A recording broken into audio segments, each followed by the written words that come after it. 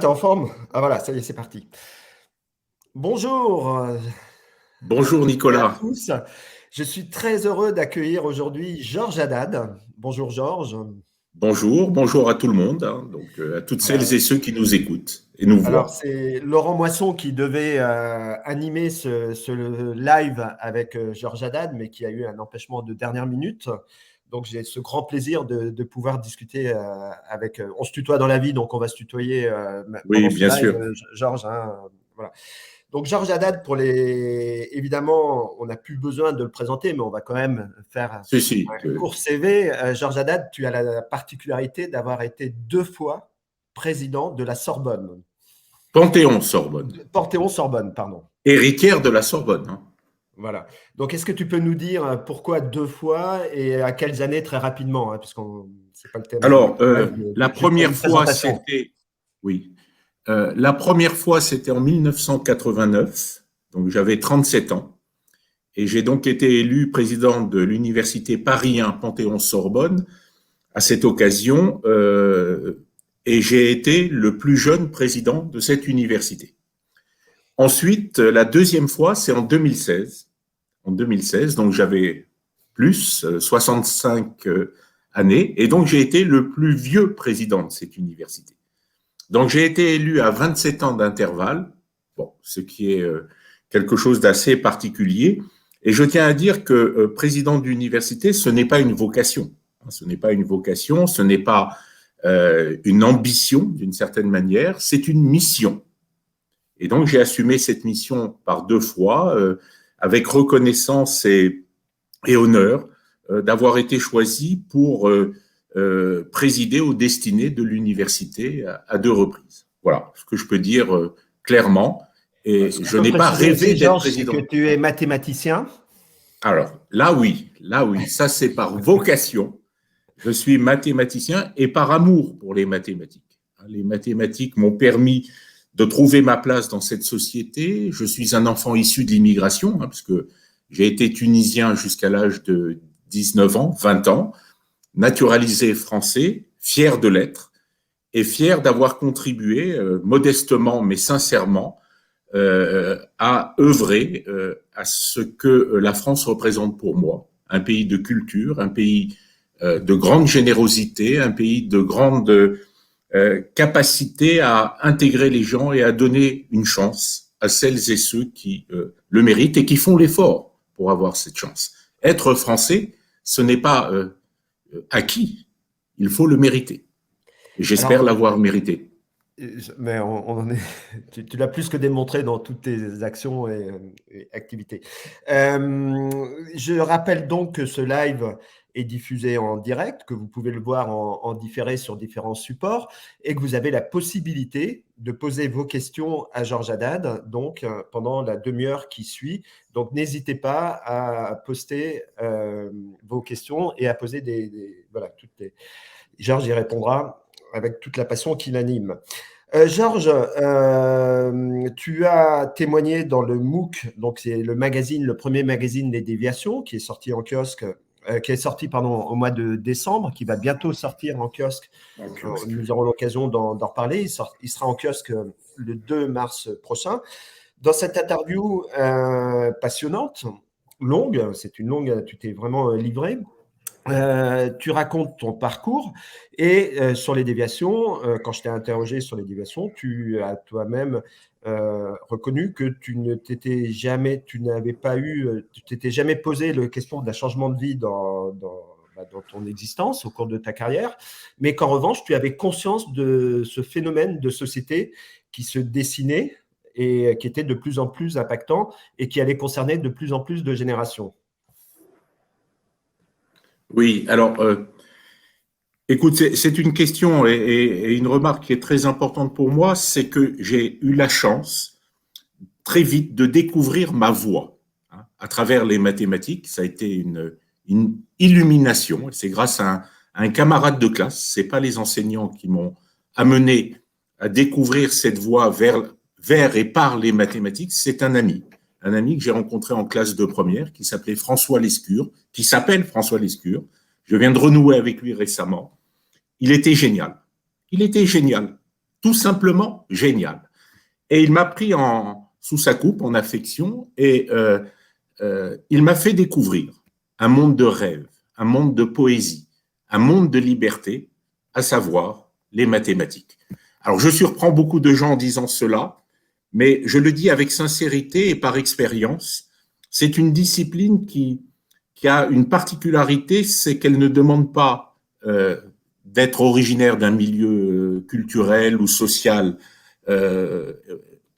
avancé, si tu veux, et même un enfant d'immigré, même un enfant de milieu en grande difficulté, peut découvrir qu'il a cette capacité, cette possibilité de faire des mathématiques et de s'accomplir à travers les mathématiques. Donc, je trouve que c'est une discipline qui mérite le respect, plus que le respect, la considération. Alors voilà, donc j'ai fait des mathématiques et je ne l'ai pas regretté, même si j'ai été un modeste mathématicien. Je suis rentré à l'école normale supérieure, ce qui m'a permis de découvrir le génie mathématique de certains que je n'ai pas pu atteindre. Mais comme je l'ai dit dans un article, une interview que tu as sollicité, tu te rappelles, il y a quelques mois, dans une très belle revue qui n'existe peut-être plus aujourd'hui, je trouve que les mathématiques permettent de libérer la pensée, et de libérer sa personnalité dans la créativité. Un grand mathématicien disait, lorsqu'on lui demandait qu'est-ce que devait faire un mathématicien, il dit, il doit surtout et avant tout être en capacité de rêver. Car sans le rêve, il n'y a ni art, ni science, ni mathématiques, ni vie. C'est ce que je préconise. Il faut que nous gardions cette capacité à rêver. Et les mathématiques, c'est un appel au rêve. Au rêve qui se transforme en réalité, bien sûr, en service à toutes les grandes disciplines. Aucune science ne peut prétendre à une réelle dimension scientifique sans les mathématiques. Mais les mathématiques ne sont pas une science. C'est une pensée du monde.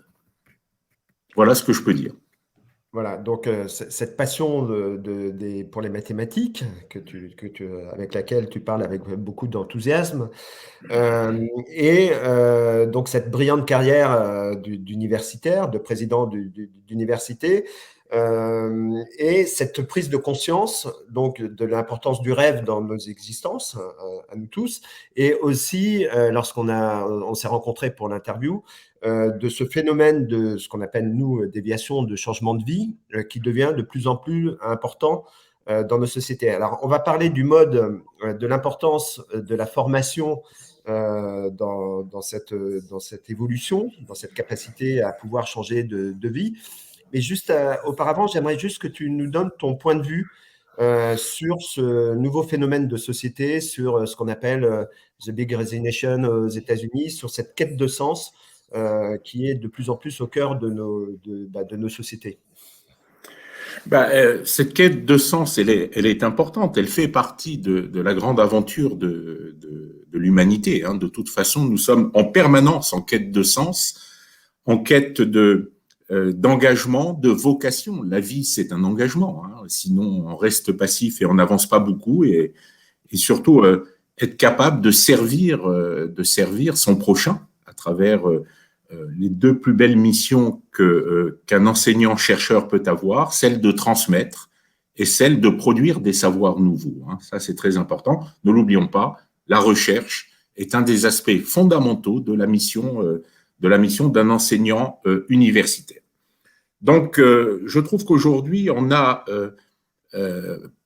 une prise de conscience qui est beaucoup plus importante du sens de notre existence, des vocations qui sont les nôtres et des possibilités qui devraient, je dis bien qui devraient, nous être offertes. Alors, le terme de déviation peut être pris de différentes façons.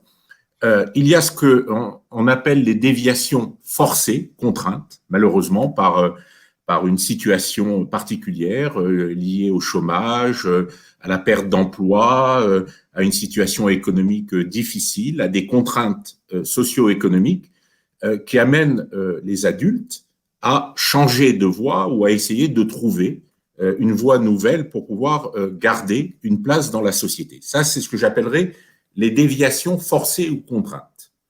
Alors, c'est ce qu'on appelle d'une manière générale, dans le langage éducatif, la formation tout au long de la vie, qui nous permet justement, à tout moment, de pouvoir se réinsérer professionnellement dans un contexte socio-économique. Lifelong education, c'est le terme anglo-saxon, lifelong education, c'est-à-dire une éducation, une formation tout au long de la vie. Et puis, il y a les déviations d'un autre ordre, celles qui viennent, comment dire, de deux façons. La première, c'est d'une façon naturelle, par l'expérience, par la découverte de nouvelles envies, de désirs nouveaux, liés à l'expérience, liés à parfois une forme de révolte. La révolte est importante, c'est ce que je dis à mes étudiants. Il faut pouvoir rêver, pouvoir se révolter, et il faut de l'audace. Voilà les trois termes majeurs, à mon sens, qui ont marqué ma modeste existence. Le rêve, la révolte et l'audace. Eh bien, là aussi, il faut de l'audace pour dire, eh bien, j'ai envie de faire autre chose, j'ai envie de me réorienter et j'ai envie de reprendre mes études pour retrouver une place nouvelle ou me définir une place nouvelle dans la société à laquelle j'appartiens. Et puis, il y a un autre type de déviations qui sont liées à ce que j'appelle les violences éducatives. Et là, je tiens à le dire, notre système éducatif, particulièrement en France, pas seulement en France, mais particulièrement en France, est d'une violence excessive. On demande aux jeunes, à partir d'un âge très précoce, de pouvoir s'orienter, définir des voies dans lesquelles ils peuvent s'inscrire. Et souvent, c'est bien trop tôt. Les vocations naissent aussi par l'expérience, par une certaine maturation. Regardez ce qui se passe dès le collège, les pressions excessives que subissent les jeunes pour définir des voies qu'ils ne peuvent même pas imaginer à l'âge de 12 ans, 13 ans, 14 ans, 15 ans. Là aussi, ces violences éducatives entraînent parfois des traumatismes, des humiliations parfois et du dégoût pour certaines disciplines majeures, dont les mathématiques. Ne l'oubliez pas, les mathématiques sont un instrument de cette violence éducative. Moi, j'ai connu des camarades qui ont découvert qu'ils avaient des capacités mathématiques, non pas à 14, 15 ou 16 ans, mais plutôt à 18, 19 ou 20 ans. Mais le système éducatif les avait condamnés à ne pas être des mathématiciens potentiels. C'est une erreur fondamentale. Aujourd'hui, le temps n'est plus le même que celui du 19e ou du 20e siècle, sans parler des siècles précédents. On vit plus longtemps, on vit mieux normalement, et on a le temps de se réorienter. Il faut offrir ces possibilités à chaque individu de se réorienter et de ne pas être les victimes d'un système éducatif trop contraignant et trop pénalisant, et je dirais même parfois trop humiliant. Je donne un exemple. Quand je rencontre des jeunes qui me disent, vous savez, moi j'ai subi les mathématiques, j'ai subi les sciences, et si j'arrive à m'en sortir, le seul but de ma vie, c'est d'oublier les mathématiques et de les laisser de côté. Mais c'est un gâchis total. Les mathématiques, c'est une respiration. Je l'ai dit, c'est une pensée, c'est une façon d'être aussi, logique, rationnelle, et qui peut influencer nos comportements à tous les niveaux. À tous les niveaux. Il n'y a pas que les mathématiques. Je dis bien, attention, les mathématiques sont une voie importante, mais il y a d'autres voies au travers des sciences humaines, des sciences expérimentales, de l'art et de bien d'autres moyens. Mais les mathématiques considérées comme un moyen de sélection, je trouve que cela est une atteinte à la dignité d'une discipline qui mérite mieux, qui mérite bien mieux. Alors, nos systèmes éducatifs, donc, nous contraignent parfois à subir de manière trop précoce des voies professionnalisantes en particulier, et puis on se rend compte à 30 ans, 35 ans, 40 ans, qu'on n'était pas fait pour ces voies-là. Et il y a une forme de détresse chez certains qui ont envie de se reprendre en main et de décider de leur avenir. Alors, c'est passionnant ce que tu viens de décrire.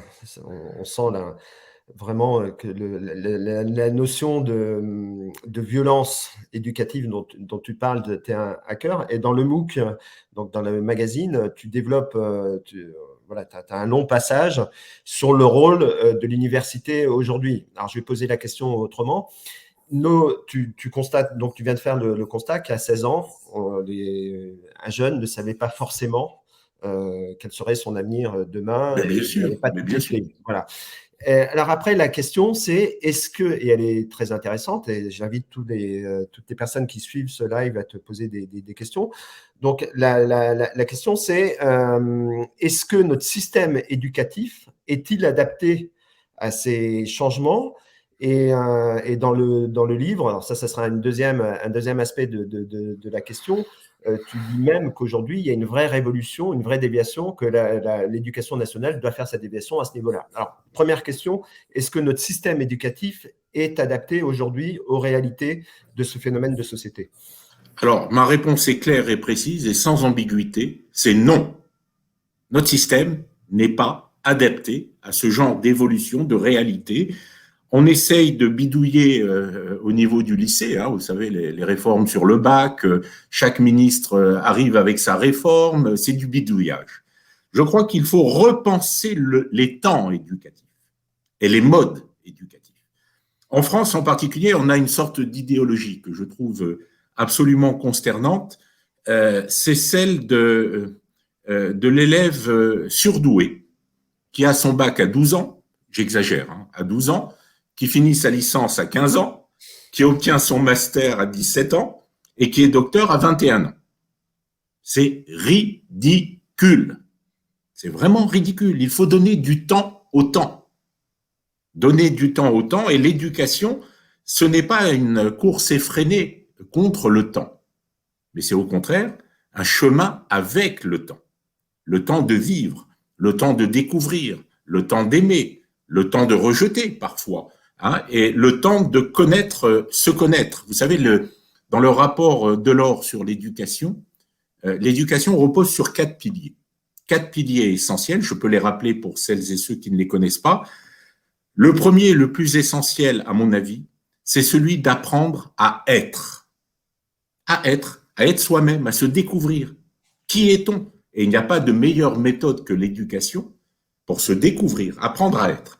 Le deuxième pilier, c'est apprendre à apprendre. Et apprendre à apprendre tout au long de la vie. On n'a jamais fini d'apprendre. Comme je le dis à un moment dans l'interview précédente, c'est que moi, ma vie, j'ai toujours été un étudiant. Et je veux mourir étudiant. Je veux mourir en étudiant. Et un enseignant, c'est un étudiant permanent. Voilà. Donc, apprendre à faire et à entreprendre, bien sûr. Il faut entreprendre. À un moment, il faut mouiller la chemise, il faut mouiller le maillot et prendre des décisions. Et puis, le quatrième pilier qui est aussi fondamental que les autres, c'est apprendre à vivre ensemble. Donc voilà, on ne peut pas mieux dire que ce que le rapport Delors a apporté comme réflexion sur l'éducation. Et je trouve que notre système éducatif aujourd'hui est trop rétréci. Il se rétrécit comme une peau de chagrin, alors qu'il a les possibilités, grâce aux technologies, aux nouveaux moyens de communication, à une vie plus longue, de s'ouvrir et de créer un véritable humanisme éducatif permettant à chacun de construire son chemin. Et là, je trouve que notre système est trop contraint, il n'est plus représentatif des enjeux de notre société. Alors, ça vaut pour la France, ça vaut pour d'autres pays. Mais n'oublions pas aussi les pays en développement, parce que tout ça, c'est bien, mais les pays en développement qui aimeraient bien avoir les prémices d'un système éducatif crédible. Et là, il faut de la solidarité à leur égard. Georges, le sujet est passionnant, hein, on a eu l'occasion. Non, je ne sais pas, mais je me non, mais livre. moi, je trouve que c'est extrêmement passionnant, puisque tu parles de violence éducative, tu parles de faiblesse. Tu as été ancien président à 2 reprises de la Sorbonne Panthéon, hein, je rappelle pour les personnes qui prennent le live en cours. Mais je répète, ce n'était pas mon ambition, hein, ce n'était pas ma vocation. Oui, mais c'est arrivé, c'est tout. C'était une et j'étais là. Voilà, et tu arrives au constat aujourd'hui que le système éducatif français, en tous les cas, n'est pas suffisant, à de nombreuses failles que tu viens de décrire. Dans l'interview que tu nous as accordée aussi dans le magazine, tu as des mots. Comment il y a un passage qui m'a beaucoup interpellé et qui, je pense, va interpeller les internautes qui nous suivent. C'est celui, tu laisses entendre, quoi, tu penses que les professeurs aujourd'hui sont formés pour former à leur tour des jeunes, mais ont un vrai problème de transmission vis-à-vis des générations plus âgées.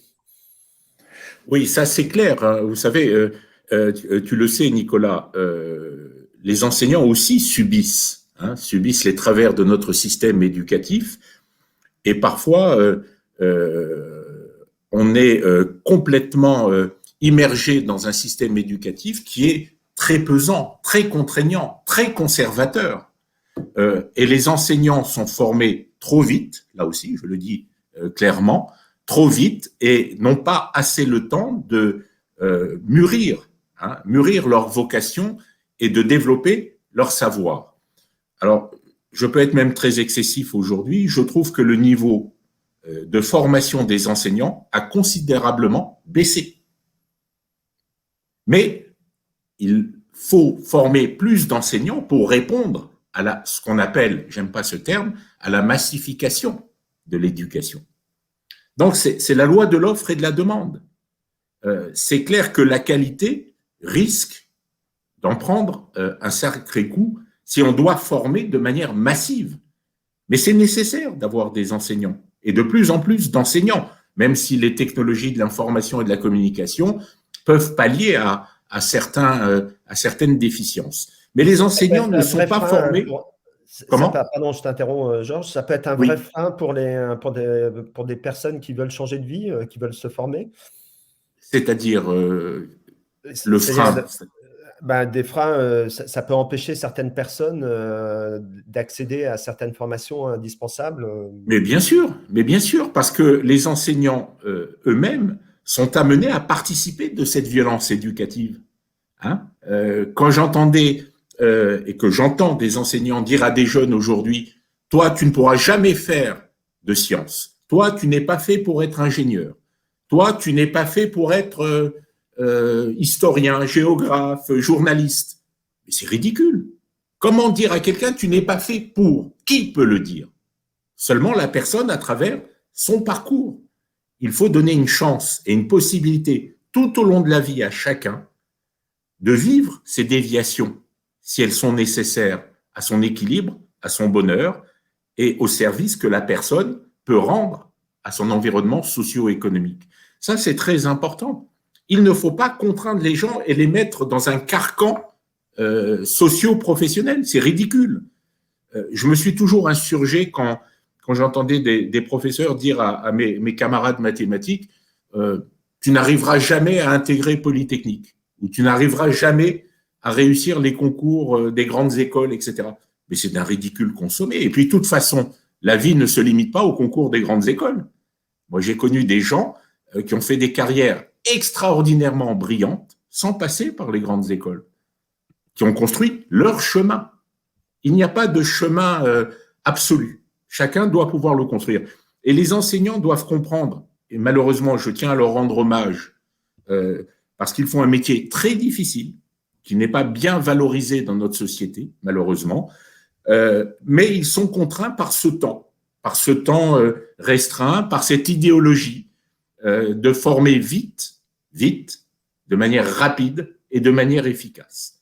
Or, l'éducation, ce n'est ni vite, ni dans une efficacité contrainte.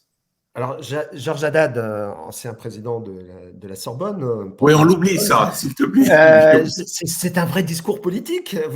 Tu n'as jamais eu l'ambition, tu n'as jamais eu l'intention, puisque tu connais beaucoup ce qu'il faut dire, c'est que Georges Haddad est évidemment une institution dans le monde de l'enseignement, et il a des propos qu'il assume totalement, de très grande liberté. D'ailleurs, c'est fort agréable de pouvoir discuter avec une telle liberté d'expression. Mais Georges, tu connais beaucoup,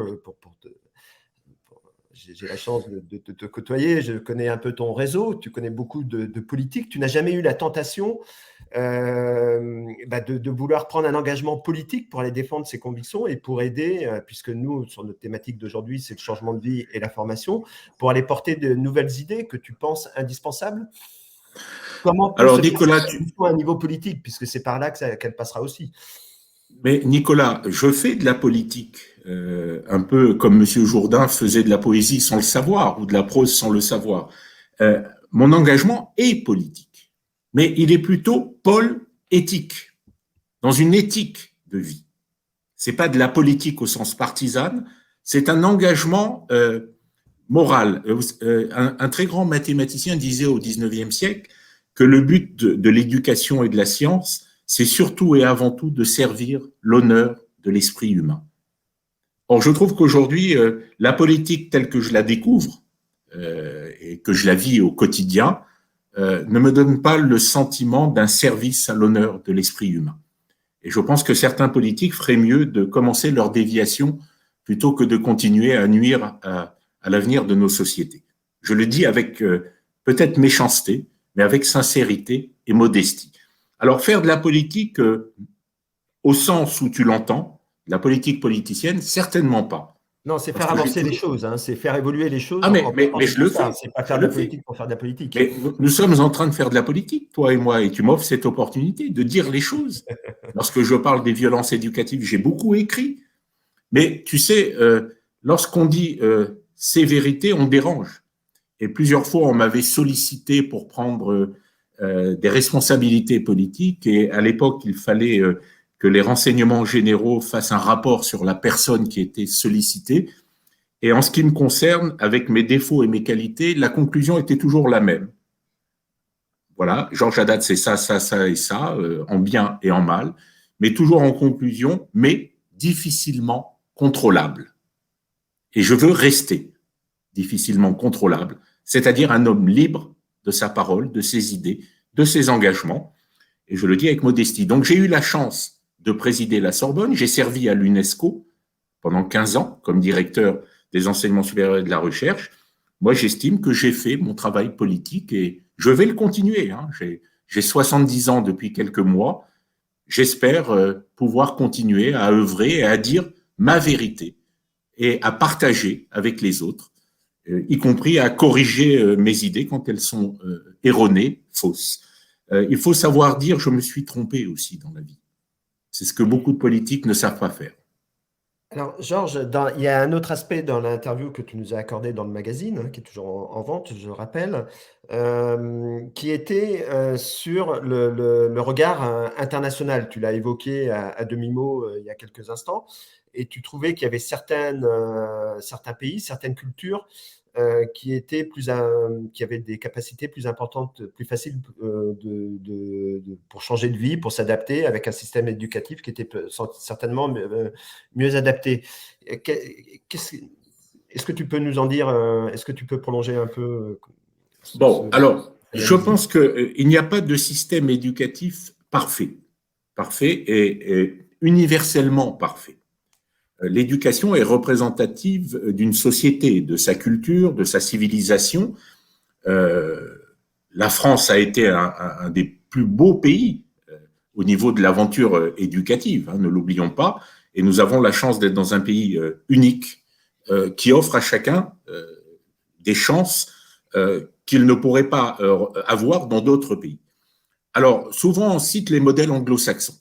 C'est vrai que dans des pays anglo-saxons, les États-Unis ou d'autres, l'éducation est beaucoup plus flexible et s'adapte beaucoup plus au rythme de l'individu. Mais ne l'oublions pas, l'éducation aux États-Unis, qui est souvent donnée en exemple, c'est une affaire aussi très commerciale. Et que pour pouvoir faire de belles études, ben, il faut mettre le prix. Il faut mettre un prix. Et la chance que nous avons en France, c'est que l'éducation est quasiment gratuite pour celles et ceux qui le souhaitent. Et ça, il ne faut pas gâcher cette chance que nous avons. L'éducation doit avant tout et certainement rester un service public et un bien public offert à tous, quelles que soient ses conditions matérielle, quelles que soient ses origines. Et lorsqu'on parle d'intégration dans la société, il n'y a pas de meilleure façon de s'intégrer par l'éducation, pour le vivre ensemble et pour le service à la société. Donc voilà, on a la chance d'être dans un pays qui a un patrimoine éducatif, une histoire à nul autre pareil. Je le dis bien, à nul autre pareil et par expérience. J'ai été à l'UNESCO, je peux dire que le modèle français est un modèle absolument incroyable. Incroyable par ce qu'il offre. Alors, ne le gâchons pas, ne le détruisons pas, n'essayons pas d'imiter les autres. Restons dans notre dynamique éducative.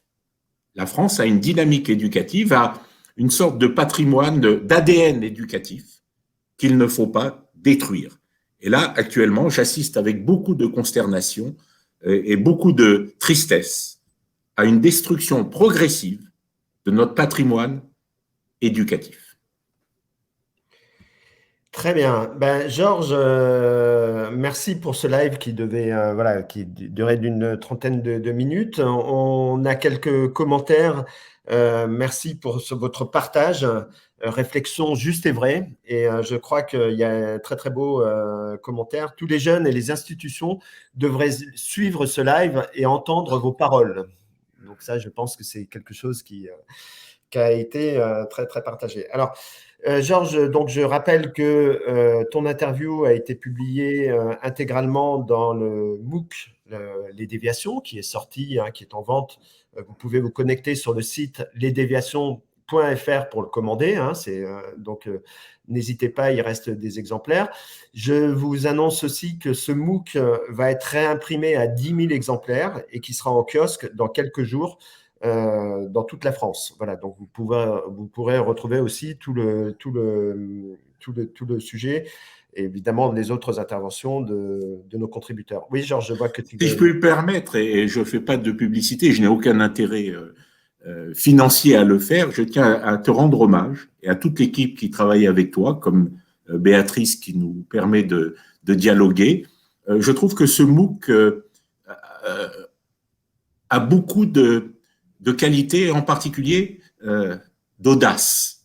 Et tu donnes la parole à des gens très différents. Et je tiens à t'en remercier. À part mon interview, j'ai puisé dans les différentes interviews de nouvelles idées, de nouvelles raisons d'espérer et de me battre. Je trouve que ce MOOC est extraordinairement porteur et puissant. Merci. C'est pas c'est une équipe. C'est toute une équipe. Oui, toute l'équipe, mais bien sûr, mais il faut. C'est toute une équipe. On est quand même. Voilà, c'est pas pour. Quand j'en fais j'ai eu la chance j'ai la chance d'en être le rédacteur en chef, mais c'est vrai que j'ai la chance de travailler avec une équipe formidable de contributeurs et d'avoir pu rencontrer des gens aussi passionnés que toi. Alors Georges, aussi grâce à toi, nous allons être présents le 23 mars prochain, grâce à ton intermédiaire, à la Nuit des idées. Est-ce que tu peux nous en dire un peu plus sur cet événement? Et bien sûr, tu nous as fait l'honneur de nous dire que tu assisterais donc à cet événement et que tu prendrais la parole. Donc, j'invite aussi tous les internautes qui ont suivi ce live de s'inscrire. Il faudra s'inscrire. Nous vous communiquerons très vite les informations et c'est un événement qui est d'accès gratuit. Alors, Georges, la Nuit des idées. Alors, l'université, c'est pas simplement un lieu de formation et de recherche, c'est un lieu de diffusion, de partage, de dialogue. Et l'université Paris 1 Panthéon-Sorbonne, comme toutes les universités qui se respectent, doit organiser des rencontres de ce type pour permettre à chacun de débattre, d'échanger, de dialoguer. Et donc, la Nuit des idées sera une nuit dédiée aux idées, quelles qu'elles soient, dans tous les domaines de la créativité, de l'audace, de la révolte.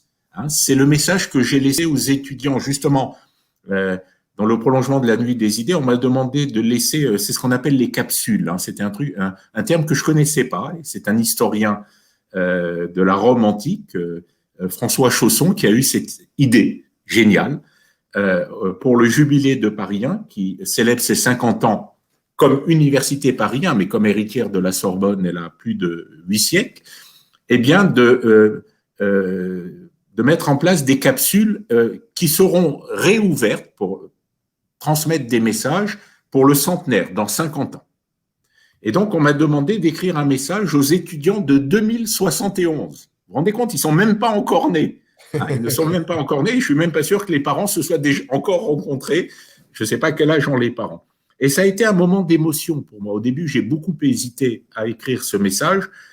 J'ai pas mal écrit de choses dans ma vie, mais c'était dans l'immédiat, pour le service immédiat, pour la contribution immédiate. Et ça a été pour moi une émotion incroyable d'écrire à des jeunes qui ne sont même pas encore nés.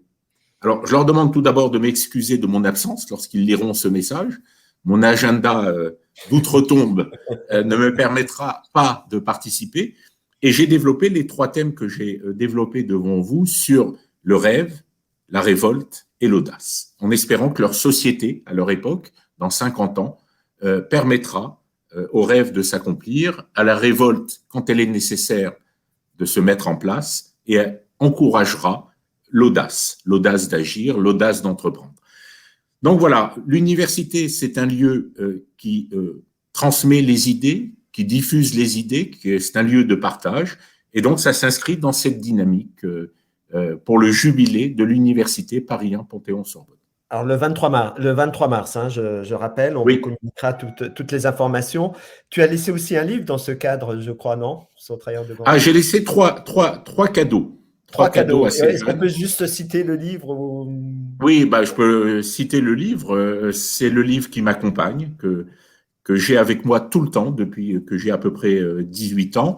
C'est un livre écrit par un homme que j'aurais tant aimé connaître, Albert Camus, et c'est L'homme révolté.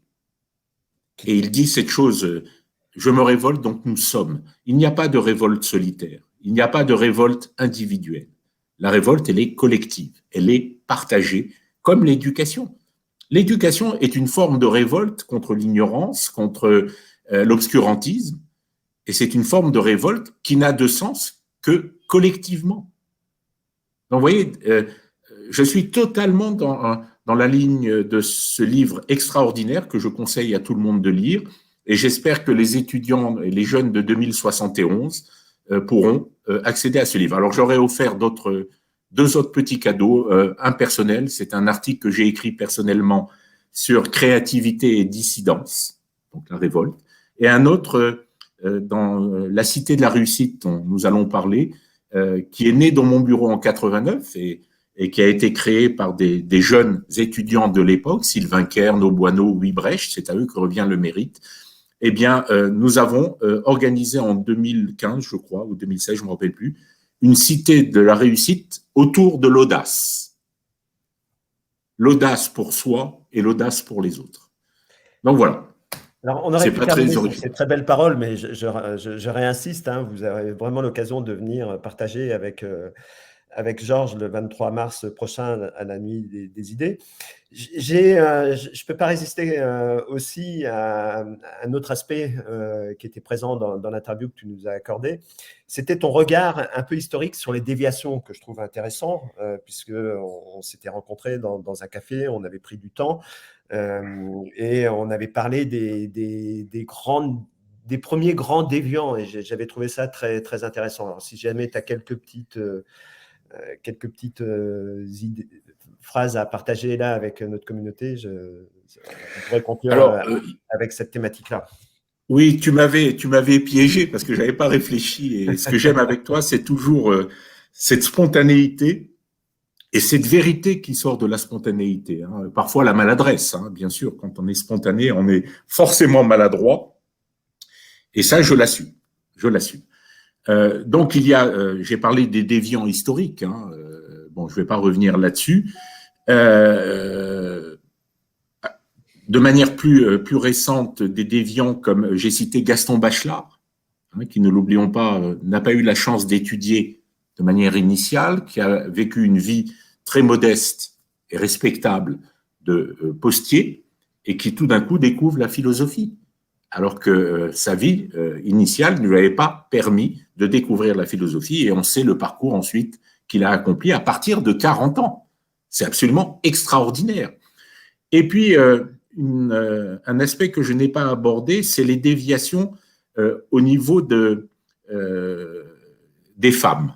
Alors, dans l'histoire, les femmes n'avaient pas beaucoup de possibilités d'étudier, hein, tu le sais très bien, tout le monde le sait, les études étaient réservées à la gente masculine, ce qui était une erreur historique que nous corrigeons progressivement aujourd'hui. Alors, les grandes déviations chez les femmes, historiquement, c'était de laisser les tâches ménagères pour aller vers des études, mais c'était très rare. N'oublions pas Hypatie d'Alexandrie, qui était une grande scientifique de l'époque, hein, il y a près de 2000 ans, mais qui a été brûlée vive, écorchée et brûlée vive, parce qu'elle faisait de la science mieux que les hommes. Elle a été une déviante, mais elle a été condamnée pour l'être. Madame du Châtelet, elle aussi, amie de Voltaire, qui avait décidé de laisser de côté sa vie d'épouse et de femme pour faire des mathématiques et de la science, et on connaît sa fin tragique là aussi. C'est terrible, c'est terrible. Et heureusement aujourd'hui, les femmes accèdent légitimement à des positions et auront des déviations qui leur seront propres selon leur vocation, leurs envies, leurs désirs. Et je trouve que c'est une très, très grande avancée de notre société, sachons ne pas revenir en arrière. Et là, il faut faire attention.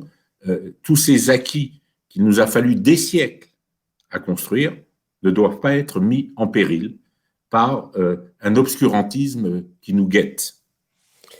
Très bien. Bah, Georges, merci vraiment pour Merci cette à toi. interview que tu as accordée, encore une fois, pour le premier magazine Les Déviations, hein, qui est toujours en vente.